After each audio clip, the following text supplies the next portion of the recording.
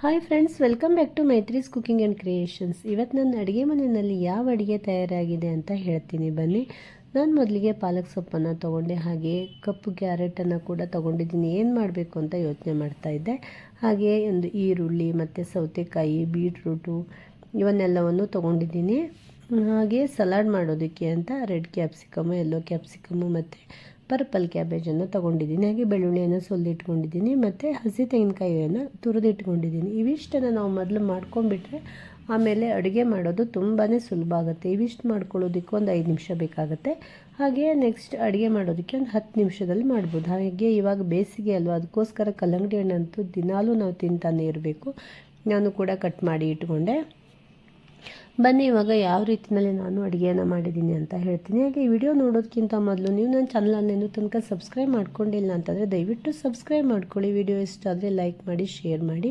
ನೋಡಿ, ಇವಾಗ ನಾನಿಲ್ಲಿ ಸೌತೆಕಾಯಿಯನ್ನು ಹೆಚ್ಚಿಟ್ಕೊಂಡೆ, ಹಾಗೆ ಎಲ್ಲ ತರಕಾರಿಗಳನ್ನು ಕೂಡ ಹೆಚ್ಚಿಟ್ಕೊಂಡೆ.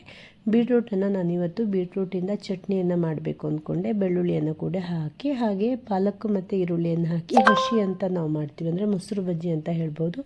ಬಟ್ ನಾವು ಅದಕ್ಕೆ ಸ್ವಲ್ಪ ಹಸಿ ತೆಂಗಿನಕಾಯಿ ತುರಿಯನ್ನು ಕೂಡ ಹಾಕ್ತೀವಿ. ಹಾಗೆ ಸೌತೆಕಾಯಿದು ನಾನು ನಮ್ಮ ಅಜ್ಜಿಯ ಕಾಲದ ಒಂದು ರೆಸಿಪಿಯನ್ನು ಮಾಡ್ತೀನಿ. ತುಂಬಾ ತಂಪು ಕೂಡ ಇದು. ಇದನ್ನು ಮಾಡೋದನ್ನು ನಾನು ಸಪ್ರೇಟಾಗಿ ಬೇರೆ ವಿಡಿಯೋದಲ್ಲಿ ಹಾಕ್ತೀನಿ. ನೆಕ್ಸ್ಟ್ ವಿಡಿಯೋಕ್ಕೋಸ್ಕರ ನೀವು ಕಾಯಲೇಬೇಕು. ಅದರಲ್ಲಿ ನಾನು ಫುಲ್ ಡಿಟೇಲಾಗಿ ಯಾವ ರೀತಿ ಮಾಡಿದ್ದೀನಿ ಅಂತ ಹೇಳ್ತೀನಿ. ಬನ್ನಿ ಇವಾಗ ನಾನು ಯಾವ್ಯಾವ ರೀತಿ ಅಡುಗೆ ಮಾಡಿದ್ದೀನಿ ಅಂತ ಹೇಳ್ತೀನಿ. ನಾನಿಲ್ಲಿ ಮೊದಲಿಗೆ ಸ್ವಲ್ಪ ಹಸಿಮೆಣಸನ್ನು ಹಾಕ್ಕೊಂಡೆ ಬಾಣಲೆಯಲ್ಲಿ, ಹಾಗೆ ಉದ್ದಿನಬೇಳೆ ಮತ್ತು ಬಿಳಿ ಎಳ್ಳನ್ನೆಲ್ಲ ಹಾಕ್ಕೊಂಡೆ. ಇದನ್ನೆಲ್ಲ ಹಾಕಿ ಯಾವ ಅಡುಗೆ ಅಂತ ನಾನು ನೆಕ್ಸ್ಟ್ ಮತ್ತೊಂದು ವಿಡಿಯೋದಲ್ಲಿ ಹೇಳ್ತೀನಿ ಅಂತ ಅಂದೆ ಅಲ್ವಾ. ನೋಡಿ, ಇವಾಗ ಈ ತಂಬುಳಿ ರೆಡಿಯಾಗಿದೆ.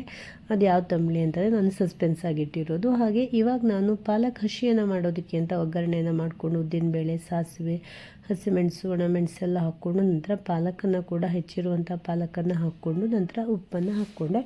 ಉಪ್ಪನ್ನು ಹಾಕಿಬಿಟ್ರೆ ಪಾಲಕ್ ಸೊಪ್ಪು ಬೇಗನೆ ಬೆಂದುಬಿಡುತ್ತೆ. ನೋಡಿ ಎಷ್ಟು ಬೇಗ ಬೆಂದುಬಿಡ್ತು ಅಂತ ನೋಡ್ಬೋದು. ಮತ್ತು ಪಾಲಕ್ ಸೊಪ್ಪನ್ನು ನಾವು ಜಾಸ್ತಿ ಕ್ವಾಂಟಿಟಿನಲ್ಲೇ ಹಾಕ್ಕೋಬೇಕು, ಯಾಕೆಂದರೆ ಬೆಂದ ನಂತರ ಸ್ವಲ್ಪನೇ ಆಗಿಬಿಡುತ್ತೆ. ಹಾಗೆ ನಾನಿಲ್ಲಿ ಬೀಟ್ರೂಟನ್ನು ಕೂಡ ಕುಕ್ಕರ್ನಲ್ಲಿನೇ ಒಟ್ಟಿಗೆ ಬೇಯಿಸ್ಕೊಂಡ್ಬಿಟ್ಟೆ. ಇವಾಗ ನಾನು ಬೀಟ್ರೂಟ್ ಬೆಂದಂತಹದಕ್ಕೆ ಚಟ್ನಿ ಮಾಡೋದಕ್ಕೆ ಅಂತ ಬೆಳ್ಳುಳ್ಳಿ ಮತ್ತು ಎಳ್ಳನ್ನು ಕೂಡ ಹುರ್ಕೊಂಡೆ. ಹಾಗೆ ಖಾರಕ್ಕೆ ಸೂಜಿ ಮೆಣಸು ಅಂದರೆ ಗಾಂಧಾರಿ ಮೆಣಸನ್ನು ಹಾಕ್ಕೊಂಡಿದ್ದೀನಿ. ಇಲ್ಲಿ ನೀವು ಬೇಕಿದ್ದರೆ ಒಣ ಮೆಣಸನ್ನು ಹಾಕ್ಕೋಬೋದು.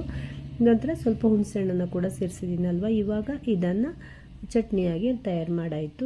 ತುಂಬಾ ಚೆನ್ನಾಗಿರುತ್ತೆ ಇದು. ಆರೋಗ್ಯಕ್ಕೂ ಕೂಡ ಬೀಟ್ರೂಟ್ ಒಳ್ಳೆಯದಲ್ವ. ಇವಾಗ ನಾನು ಬೆಂದಂತಹ ಪಾಲಕನ್ನು ಹಸಿ ತೆಂಗಿನಕಾಯಿಯನ್ನು ಸ್ವಲ್ಪ ರುಬ್ಬಿ ಅದ್ರ ಜೊತೆಗೆ ಹಾಕಿದೆ. ಹಾಗೆ 1 ಸೌಟ್ ಮೊಸರನ್ನು ಹಾಕಿದೆ ಮತ್ತು ಸಣ್ಣದಾಗಿ ಹೆಚ್ಚಿರುವಂಥ ಈರುಳ್ಳಿಯನ್ನು ಕೂಡ ಹಾಕಿದೆ. ಈರುಳ್ಳಿನೂ ಕೂಡ ತುಂಬಾ ತಂಪು ಅಂತ ಹೇಳ್ತಾರೆ, ಬೇಸಿಗೆಯಲ್ಲಿ ತುಂಬ ಚೆನ್ನಾಗಿ ಸೇವಿಸಬೇಕು.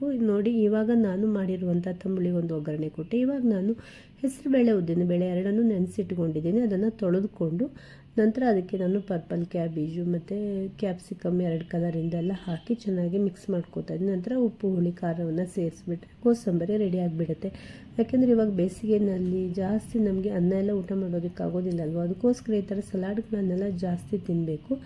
ಯಾವಾಗಲೂ ಸಲಾಡೆಲ್ಲ ನಮ್ಮ ಆರೋಗ್ಯಕ್ಕೆ ತುಂಬಾ ಒಳ್ಳೆಯದು. ದಿನಾಲೂ ನೀವು ಯಾವುದೇ ರೀತಿಯಲ್ಲಾದರೂ ಹಸಿ ತರಕಾರಿಗಳನ್ನು ಜಾಸ್ತಿ ಪ್ರಮಾಣದಲ್ಲಿ ತಿಂದರೆ ಒಳ್ಳೆಯದು. ಇವತ್ತಿನ ಈ ವಿಡಿಯೋ ಸಿಂಪಲ್ ಆಗಿದ್ರೂ ಕೂಡ ನಿಮಗೆಲ್ಲ ಇಷ್ಟ ಆಯಿತು ಅಂತ ಅನ್ಕೋತಾ ಇದ್ದೀನಿ. ಹಾಗೆ ನಾನು ನೆಕ್ಸ್ಟ್ ವಿಡಿಯೋದಲ್ಲಿ ನಾನು ಇಲ್ಲಿ ಸೌತೆಕಾಯಿನ ಉಪಯೋಗಿಸ್ಕೊಂಡು ಯಾವ ರೀತಿ ಸಾಂಪ್ರದಾಯಿಕವಾದಂಥ ಅಡುಗೆ ಅಜ್ಜಿಯ ಕಾಲದ್ದು ಮಾಡಿದ್ದೀನಿ ಅಂತ ಹೇಳ್ತೀನಿ. ಅದನ್ನು ಕೂಡ ನೀವು ಕೂಡ ನೋಡ್ಬೋದು. ಇವತ್ತಿನ ವಿಡಿಯೋ ಇಷ್ಟ ಆಗಿದ್ದರೆ ಲೈಕ್ ಮಾಡಿ, ಶೇರ್ ಮಾಡೋದನ್ನು ಮರಿಬೇಡಿ. ಬಾಯ್ ಬಾಯ್, ಟೇಕ್ ಕೇರ್ ಫ್ರೆಂಡ್ಸ್.